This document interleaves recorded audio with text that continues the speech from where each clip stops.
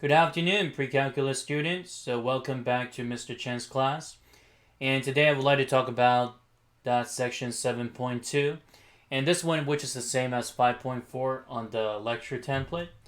So this one is about the sum and the difference identities of sine, cosine, tangent, and cotangent. So for this one, we need to start for proving that the difference in the sum of cosine and sine. Okay, so let's start it off with the first one. Okay, so as you can see that the triangle here, the distance, so from this point to this point, it's the same as the distance from the point right here to point 1, 0. Okay, so here's what I'm going to be showing. So using the distance formula to create the distance of this line segment, and using the distance formula to create the line, the distance for the line segment here. Okay, so started with this one. So we do have cosine of A minus cosine of B. Okay, so according to the distance formula, it's square root of x2 minus x1 quantity square plus y2 minus y1 quantity square. So what we found, so right here, it's considered cosine of A minus cosine of B. Again, so let's say this one is x2, y2, and then this one is x1, y1. And also this one right here as well, x2, y2, x1, y1. So using the distance formula, so we can set up the congruent segments. Okay, so cosine of A minus cosine of B. Quantity square. And then plus y2 minus y1. Okay, so going back to the diagram. So sine A minus sine B. Quantity square. And then what about the other distance? Again, it's the same distance, so we need to equal them to each other. Okay, so cosine of quantity A minus B minus 1. Okay, so square root cosine of quantity A minus B minus 1 quantity square. And then plus sine of A minus B minus 0 quantity square. And since we do know that those two distances are equal, so once you square both sides, so they're equal as well. So square both sides, so they're equal. So cosine of A minus cosine of B quantity square plus sine A minus sine B quantity square. So that equals cosine of quantity A minus B minus 1 plus, square, plus sine A minus B quantity square. And then for the rest of this, we just want to expand it. So cosine square of A minus 2 cosine A cosine B plus cosine square of B. And then this one here, sine square of A minus 2 sine A. Okay, let me just rewrite this part here. So minus 2 sine A sine B, and then plus sine square of B. So this one, just the left hand side. And then the right hand side, so I'll just write it down here. Okay, so cosine square of A minus B minus 2 cosine of A minus B plus 1. And then plus sine square of A minus B. So after we expand it, you'll see that certain things we can combine together, such as cosine square of A, sine square of A, then that's 1. And then cosine square of B plus sine square of B, then that's 1. So 1 plus 1, then that'll be 2. And then the one in the middle, so those two terms, we can combine them. So this one would be considered, well, instead of combining them, so this one is cosine A, cosine B. So just put it this way. Rewrite it. And then what about the right hand side? So the right hand side, so we got 1. Again, cosine square of the quantity plus sine square of the quantity, that's 1. So 1 plus 1, then that'll be 2.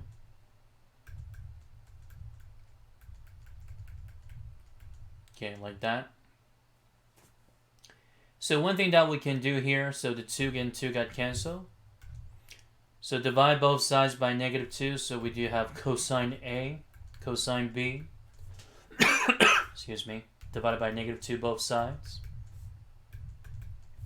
So plus sine A, excuse me, sine A, sine B, so that equals cosine of quantity A minus B. So we just proved that the difference identity of cosine.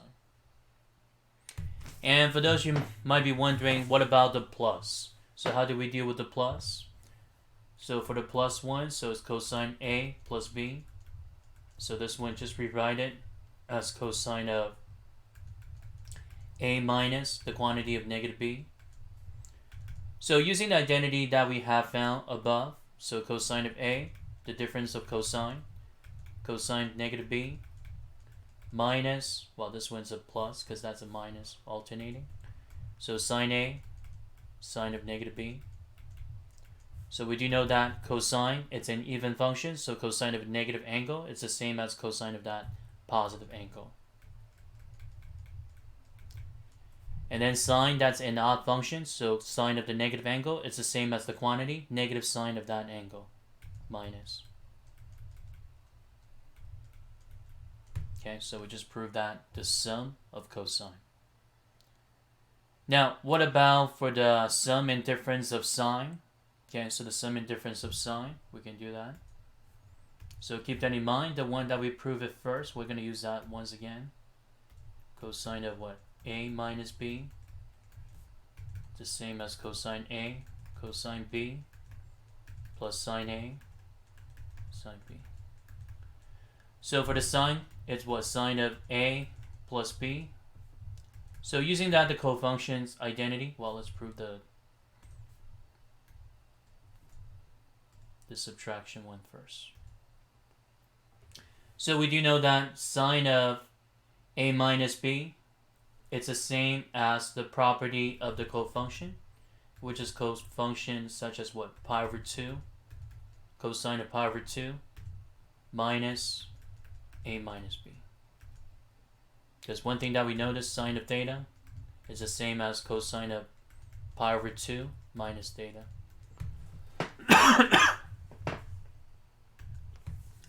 So using the formula listed above right here, so what we can do, expand it, cosine of pi over 2, cosine of A minus B, excuse me. Oh, jeez. And then plus sine of pi over 2,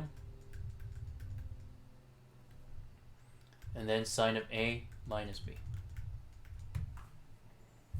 Okay, so using that, those property, the identity, so cosine of pi over 2, that's 0, so 0 times this whole thing, which is nothing. So sine of pi over 2, that's 1. Okay, so that's 1 times sine of A minus B. So this one is just proving it using the cofunction. So you might be wondering the structure. Wait a minute, it's the same thing, right? So instead of proving this one first, let's prove that the one with what I need to do here, I need to switch that to its negative, positive. Let's prove the positive one first. Okay, so positive.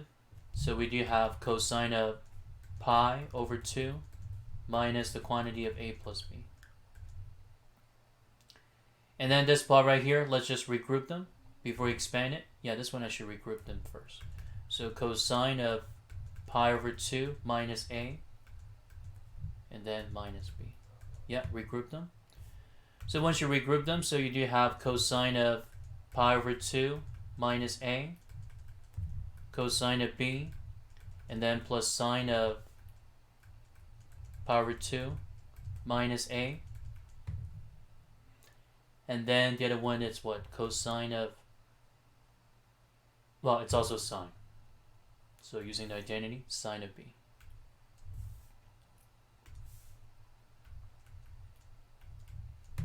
Okay, like that. And then using the cofunction identity, so cosine of pi minus A is the same as sine of a. And then sine of pi over 2 minus a is the same as cosine of a. Okay, like that. So we just proved the sum of sine. So the difference is quite similar, but the previous one that I proved, I forgot to regroup them. So let's regroup this one, going back to this one. So before we expand it, regroup that pi over 2 minus a. So using the commutative property of addition.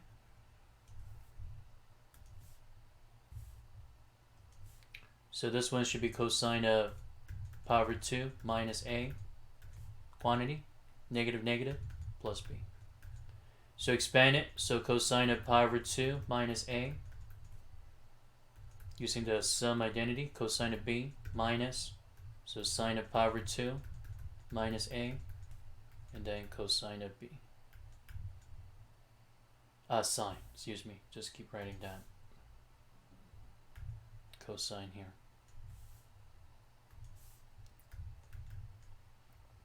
And then using the cofunction property or the identity, so cosine of pi over 2 minus a is the same as sine of a. And then sine of pi over 2 minus a is the same as cosine of a. And then this one, just bring it down, times sine of b. So it's all proof. Okay, so check it out. So the one that I prove it for the identity, so the sum and difference of sine and cosine. Okay, so now check this one. So number 2, evaluate the following given that the exact answer when possible. So tangent of negative 11 pi over 12. So this one, if just think about that, it's going back to the third quadrant. So that means the reference angle would be what? Pi over 12. And then pi over 12. It's in the third quadrant, so tangent in the third quadrant is always positive. So tangent of pi over 12. So for this one, we just want to split the angle with the special radian. Okay, let's put it right here. So tangent of pi over 12. You can use the sum and the difference. So let's use the difference.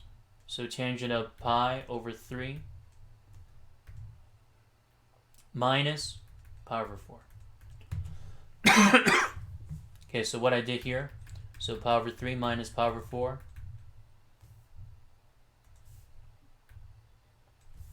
So that one is just like 4 pi over 12 minus 3 pi over 12. So it's pi over 12. Expand it using this difference of tangent. So the difference of tangent is consider tangent of A minus tangent of B all over 1 minus tangent A, tangent B.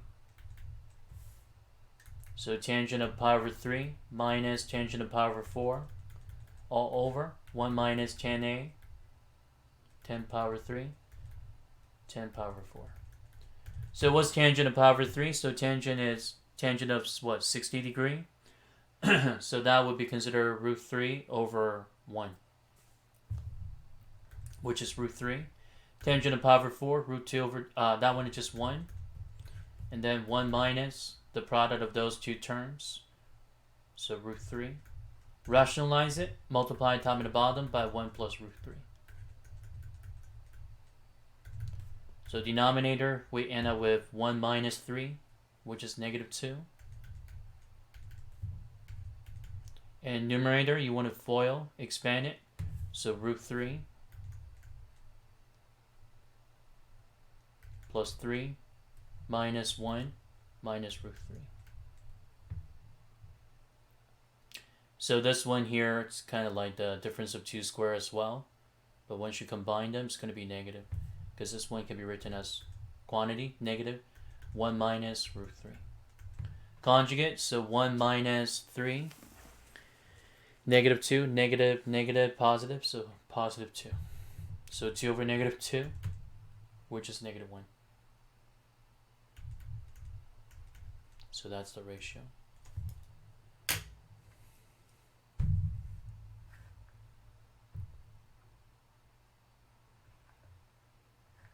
Okay, so now let's see what else that we have for the rest of this. The other one is quite similar, cosine of 15. So using that cosine of what? 45 minus 30. And then using the identity. So write a single trigonometric function and then evaluate when possible. So this one is just written as sine 3 pi over 5 minus 4 pi over 15. So 3 pi over 5, convert that to the least common denominator, 15. Okay, let me just pull that out for both of them.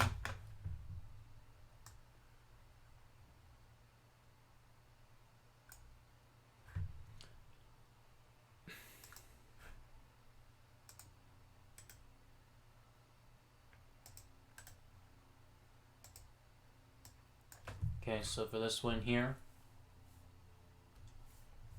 so that one is written as sine 3 pi over 5 minus 4 pi over 15. So what we found here is sine of, so 5 multiplied by 3 top and the bottom, so 9 pi over 15 minus 4 pi over 15 multiplied by 5, well, multiplied by 3 top and the bottom. So this one turns out to be 5 pi over 15. Reduce. So what we found here, it's sine of pi over 3. So what's sine of pi over 3? So sine of 60 degree, root 3 over 2. And then this one here, so quite similar. So sine of the quantity, and then cosine minus. So this one is just written as sine of 60 plus y. And then the other angle here is y, so it's minus y. The difference of sine. So y got cancelled, so sine of 60, so root 3 over 2. Okay, so pretty straightforward. Okay, so number 4, that's quite similar. But number 4, there's certain things that you have to do here. Expand it. So find cosine of u minus v, given that sine of u equals 1/3. And u, it's run between 0 and pi over 2. Sine of v is negative 4/5. It's run between pi and 3 pi over 2. Okay, so let's try this one. So this one is just like one of the problems we have on the study packet. Quite similar.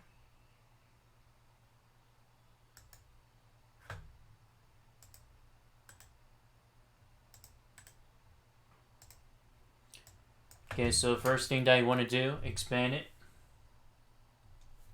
So cosine of u, cosine of v, plus sine u, and then sine of v. And then one thing that we notice, so sine of u, it's in quadrant 1, because that's bounded from 0 to pi over 2. So 1/3 opposite over hypotenuse. So that means adjacent would be considered 9 minus 1/8, so 2 root 2. Pythagorean Theorem. Okay, so again, this one is for u. And now what about for v? So v, this one, it's in quadrant 3, because it's bounded in between pi and 3 pi over 2. So opposite over hypotenuse, so negative 4 over 5. And then adjacent would be negative 3. Okay, so this one, it's angle v. So just plug in a number, cosine of u, which is 2 root 2 over 3. And then cosine of v, then that'd be negative 3 over 5. Sine of u, that's given already, 1/3. And then sine of v, the one that's given as well, negative 4/5. Cross cancel, so we got negative 2 root 2 over 5. And then this one here, minus 4 over 15. Definitely can put them all together if you want to. Multiply by 3 for this one, so negative 6 root 2 over 15 minus 4 over 15. So negative 6 root 2 minus 4 over 15. Try to reduce it. Yeah, that's possible. So take out, well, let's see, anything that we can pull out. I mean, you can factor it, but nothing you can reduce. Keep it that way.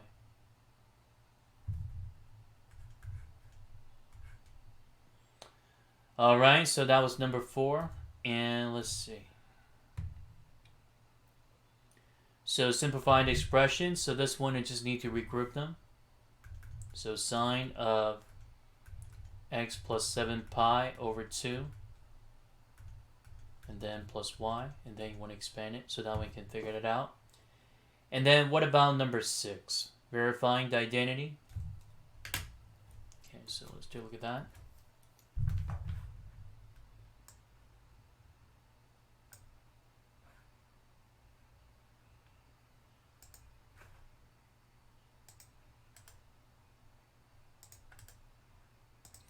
Okay, so for this one, so it looks like the right hand side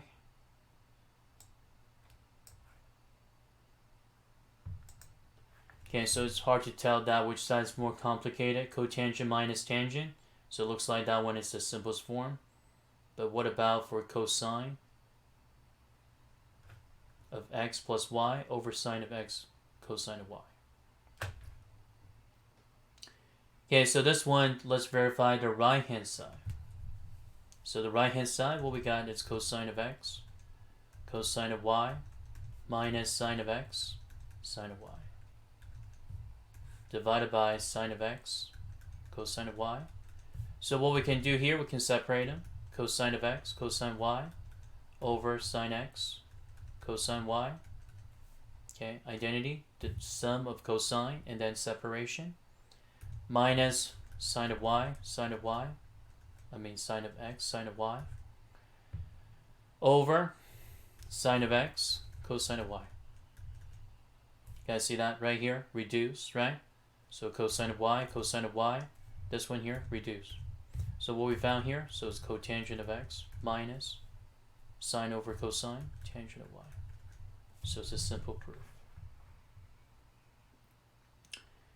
Okay, so now let's see what else. Okay, so solve for the following. Okay, so for number 7.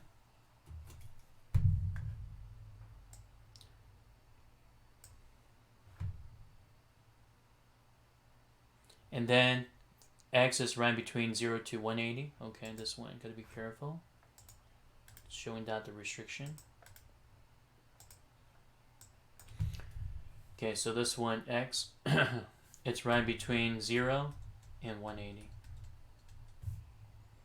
Okay, so started off with the replacement. So let's say theta equals x plus 45. You can do that first. So that means cosine of theta equals 1/2. So we try to solve for theta. And then we'll find out that theta would be what, 60 degrees. And also this one could be considered 360 minus 60, 300 degrees. But don't forget about one thing. So we do know that theta, it's x plus 45. Okay, so that means we need to plug in that and substitute. So x, so that goes 60 minus 45, then that'll be 15 degrees. And then the other one, so x would be 300 minus 45, then that would be 255. But the thing is that, again, x is bounded right between 0 and 180, so just this solution here. Okay, so gotta be very careful.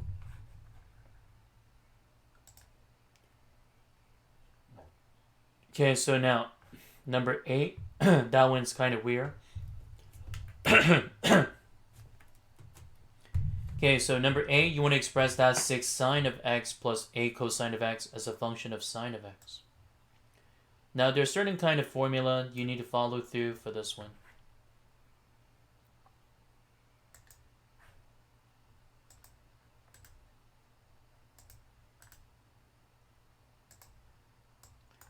Okay, so let's talk about the general structure.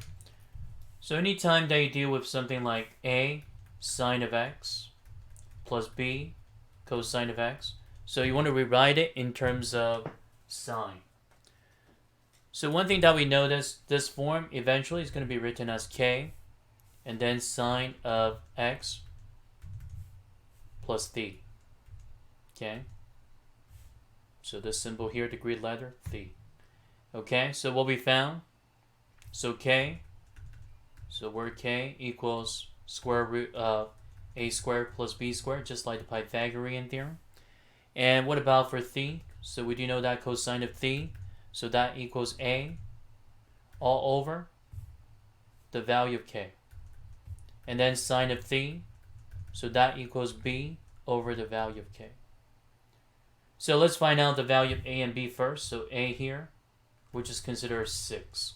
And then the value of b, which is 8. So using the Pythagorean Theorem to solve for k, so 6 squared plus a squared. So 36 plus 64, which is what? 100. Square root of 100, so that's 10. And then in order to solve for th, so cosine of th, so that equals a over k, so 6 over 10. Okay. And then we do know that tangent of sine of th, it's b over k, so a over 10. So basically this one is just like what? 3 over 5. And then over here, 4/5. Reduce it. So use the calculator to find out what th is. And then just rewrite it. Okay, so eventually, so this one can be written as k, 10. So sine of x plus th. So again, th. So this one, just do that on the calculator. Inverse of sine of 4/5. Okay, so inverse of sine of 4/5. Let's see what that is.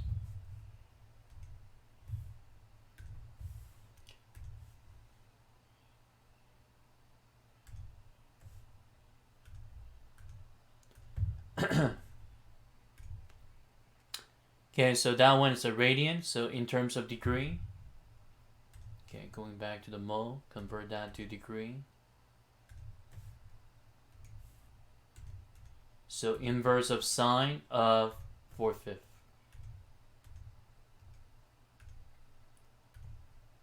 It's about 53.13 degree. Rounded up to whole number, 53 degree. So plus 53 degree. Okay, so using that to model, so a plus sine of a times sine of x plus b cosine of x. So it's the same as k times sine of x plus th. Okay, just like that. Okay, so now let's see what else that we have for the rest of the template here. So a lot of interesting problem. Excuse me. So another one, so we do have the inverses, like what we did in trig. Okay, so take the inverses. Okay, so for 9 and 10. Okay, so 11, 12, 13, those are quite similar to the one that we were doing. This one using that, the same kind of system, the new formula that we created. This one, evaluate, simplify, using that to substitution. And then solve for the equation, similar to the one that we were doing before. We'll take a look at that. But let's try this one first. So number 9. Number 10 is kind of interesting. So we'll deal with that later.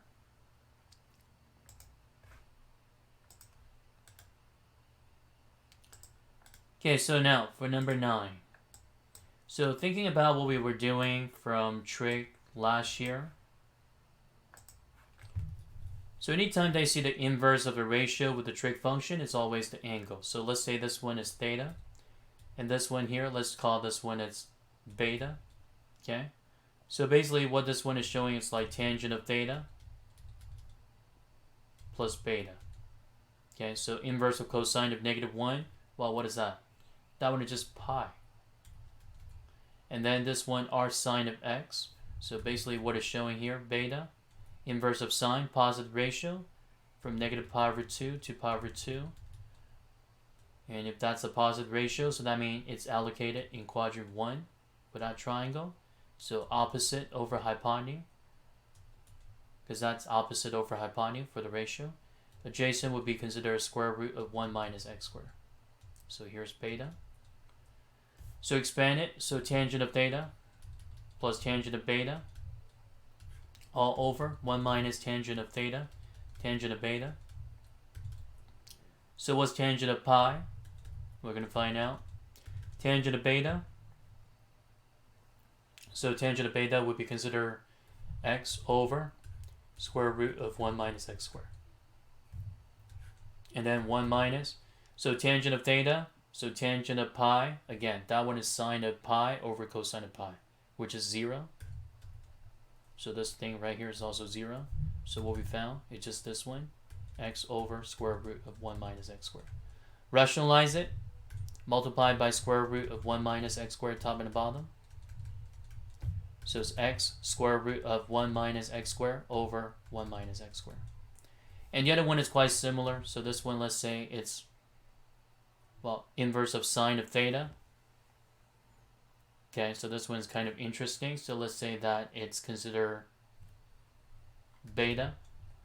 Arctangent of theta, inverse of tangent of theta. Again, using theta, it's like theta over 1, theta over 1. So it looks like they're both within the same quadrant. Okay, so also refer that to beta. Well, why can I do that? Because this one, oh, you know what? It's theta over 1, but this one is also theta over 1. So it's like a 2 different angle. So the first one, quadrant 1. So theta over 1, so opposite over hypotenuse. So let's see let's say that's B. And then this one here, arctangent of theta. So this one, it's opposite over adjacent. So theta over adjacent. So let's say this one is A. So what we got here, sine of B plus A.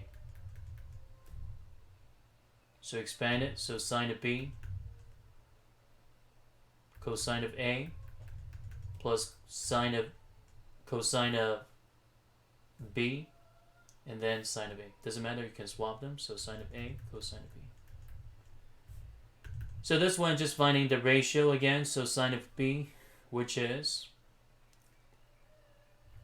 so sine of B here, then that would be considered theta over 1. Theta. Cosine of A, so 1 over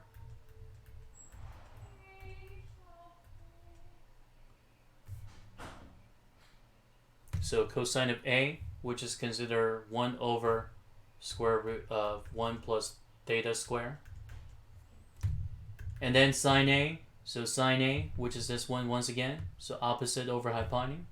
So theta over square root of 1 plus theta square. And then cosine of B. What's cosine of B? So back to this one.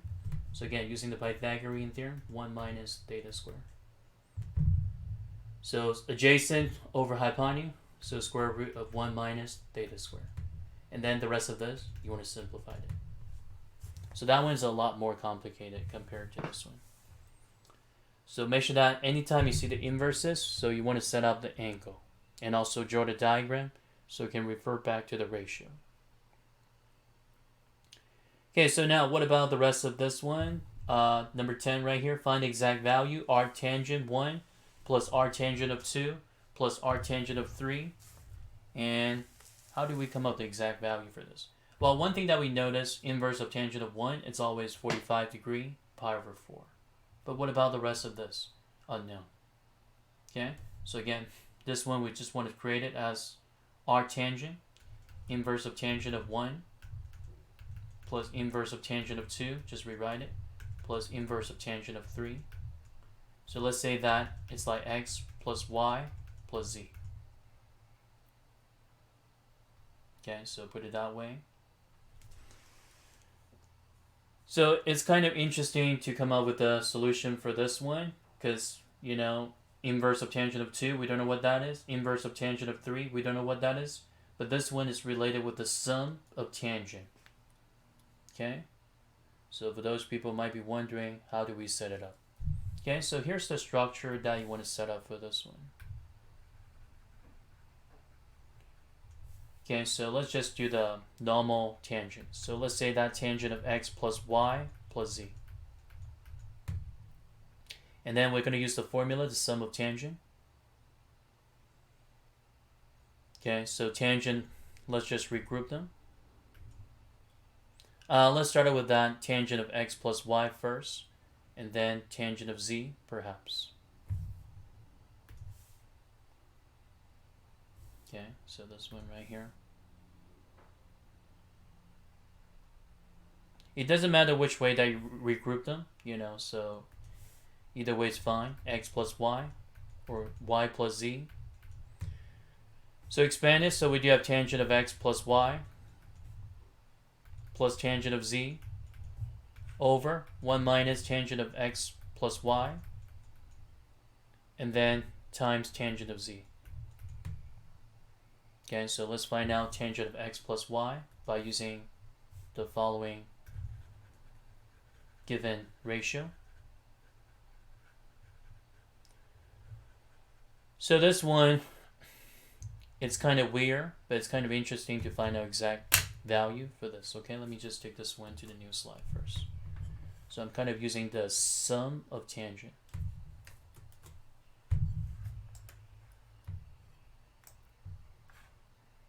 Okay, so let's put it right here.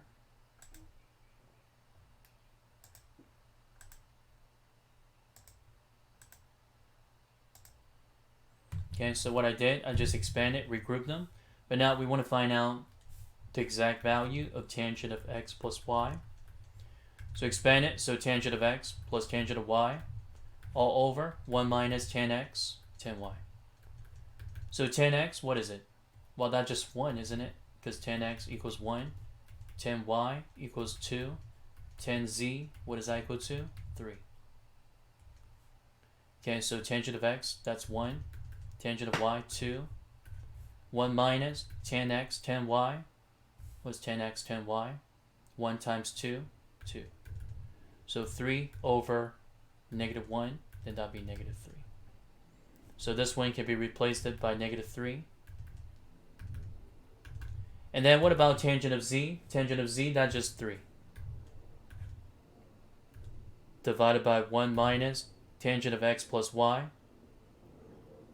Tangent of x plus y, we found it already, which is negative 3 times 3. So negative 9. So 0 over negative 8, 0. So that means the sum of tangent with x plus yz equals 0. So that means inverse of tangent of 0 equals x plus y plus z. So when does that happen? Inverse of tangent of 0. So this one only happens either at 0 or at pi. Okay? Well, this one cannot be 0 because that it's all considered positive ratio. So another outcome here, then that'd be pi. So that means x plus y plus z, then that equals pi. So inverse of tangent of 1 plus inverse of tangent of 2 plus tangent of inverse of 3, then that equals what? Pi. Think about it. If that's a triangle sum theorem, angle A, angle B, angle C. What happens once you combine all those 3 angles together? 180 degree. In terms of radian, pi radian. So it's quite interesting, right? Okay, so now let's see what else that we have. Back to this page. And again, the rest of this is quite similar to what we did. So using the new system, so A times sine of theta, let's say 2x is theta, plus B cosine of theta. So using that, the formula. So A sine theta plus B sine theta, rewrite it in terms of sine only. So it's K times sine of theta plus D. Okay, so find out what theta is using the ratio. And once you simplify it in terms of sine, and then you want to solve for the equation. And then evaluate and simplify this one right here. So this one looks like we can, well, let's see. So x equals 2 tangent of theta. So in other words, tangent of theta equals x over 2. But the things that you want to plug in 2 tangent of theta for x. Okay, so let's check this out. And then the last one as well. So 12 and 13.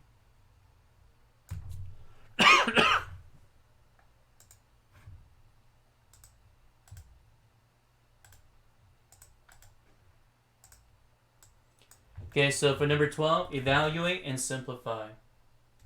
So this one, plugging that 2 tangent of theta for x. So we got 2 tan theta, quantity squared, plus 4, all over 2 tan theta, quantity squared. Distribute the power, so we got 4 tangent square of theta plus 4. Denominator, we do have 4 tangent square of theta. Okay. And this one just asking for simplifying. Okay, so let's do this. So take out 4 on the top. So we got tangent square of theta plus 1. And that looks kind of familiar with, right? Secant square. And then over 4 tangent square of theta. So 4 and 4 got canceled. So what's secant square of theta? Divided by tangent square of theta. So we got 1 over cosine square of theta divided by tangent square. That means you multiply by cotangent square. So cosine square over sine square. So this one cross cancels, so we do have 1 over sine square of theta, which is considered cosecant square of theta. Okay, so here we go. And then 13. So 13, that one is just similar to the one we did earlier. If you try to square both sides, this one won't work. Because this one, the coefficient, it's not the same as the coefficient of sine of x. So try to square it both sides as what we did for the previous sections. So you won't be able to isolate the trig function. So the way to do it, so you need to create the model. So again, a sine x plus b cosine x. So you want to rewrite it as k sine of x plus d. Okay, so where k, it's the Pythagorean Theorem of a and b. So k equals square root of 1 square plus root 3 square. So this one would be 3, 1, then that'd be 4, square root of 4, then that'd be 2. And then for phi, cosine of phi, you just consider a over k. So then that'd be considered 1/2. So cosine of phi is 1/2. And then what about sine of phi? Well, that one is b over k. So root 3 over 2. So that means phi is what? 60 degrees. Okay, so using radian, pi over 3. Okay, so rewrite it with this model. So this structure here, so sine x plus root 3 cosine x. So it's the same as k, 2 sine of x plus pi over 3 equals 1. And then take 1/2. Well, divided by 2, so it's 1/2. So inverse of sine of 1/2. Again, as what we did, which is root 3 over, that one is considered pi over 6. Okay, so pi over 6. Using that, the restricted range, because this one just saying that solving equation, using the standard restricted range. And then the rest of this, subtract. So pi over 6 minus pi over 3, negative pi over 6.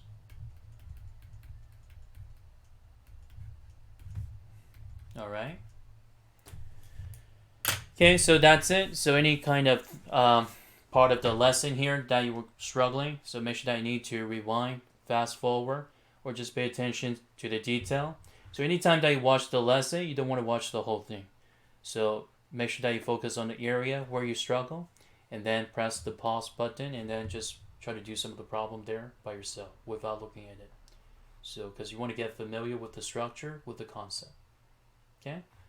So I'll see you guys next time. So have a great one. Take care.